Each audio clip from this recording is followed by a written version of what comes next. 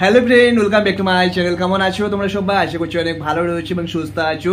Thumbnail দেখে বুঝতে পেরে গেছো যে শৈশব দাদাকে নিয়ে আজকে আবারও কথা বলছি, কারণ তোমরা আমার কমেন্ট বক্সে অনেকেই কমেন্ট করেছো, অনেক বন্ধুরা কমেন্ট করেছো যে দাদা এখনো পর্যন্ত আসছে না কেন। আমি জানি তোমাদের মন চঞ্চল করছে, কারণ দাদা যে একটা বড় ধরনের ক্ষতি হয়ে গেছে দাদার, সেখান থেকে তো অনেকেই চায় যে দাদা খুব সহজে অনলাইনে ফিরে আসুক এবং সে নতুন করে ইউটিউবে আসুক এবং রেস্কিউ করুক। কিন্তু বিশ্বাস করো, দাদার যে ক্ষতিটা হয়েছে সেই ক্ষতিটা অন্তত সারতে অনেক সময় লাগবে। দাদার এখন শরীরটা পুরোপুরি মেডিসিনের দ্বারাই তৈরি, মানে কি যেভাবে মেডিসিন প্রয়োগ করা হয়েছে তার শরীরে, মেডিসিন ঢালা হয়েছে, তাদের করতে রেস্ট করতেই হবে।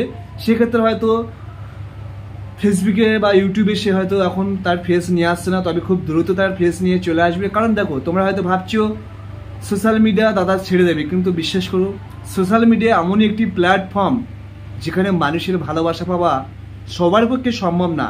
আর যে ভালোবাসাটা শৈশব দাদা পেয়েছে তোমাদের কাছ থেকে, সর্বদাই তোমরা শৈশব দাদার পাশে রয়েছে, পাশে থাকবে, এটা আমার বিশ্বাস আর দাদারও বিশ্বাস রয়েছে।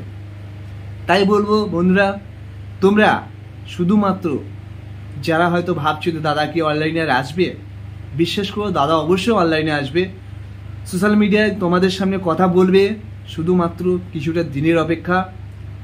আর একটা কথা বলতে পারি, অনলাইনে যে সমস্ত ফ্রেন্ডরা সবসময় ভালো হয়, সবসময় মানুষের হেল্প না করলেও তাদের একটা কমেন্ট মানুষকে মোটিভেট করে তোলে, আর সেটা দাদার কমেন্ট বক্সের মধ্যে অবশ্যই বোঝা যায়।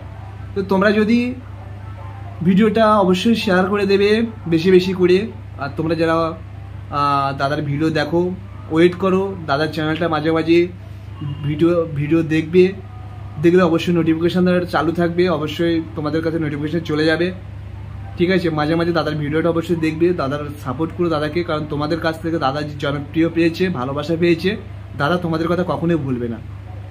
সো ফ্রেন্ড, এখানে এই ভিডিওটা শেষ করছি। সবাই ভালো থাকবে, সুস্থ থাকবে।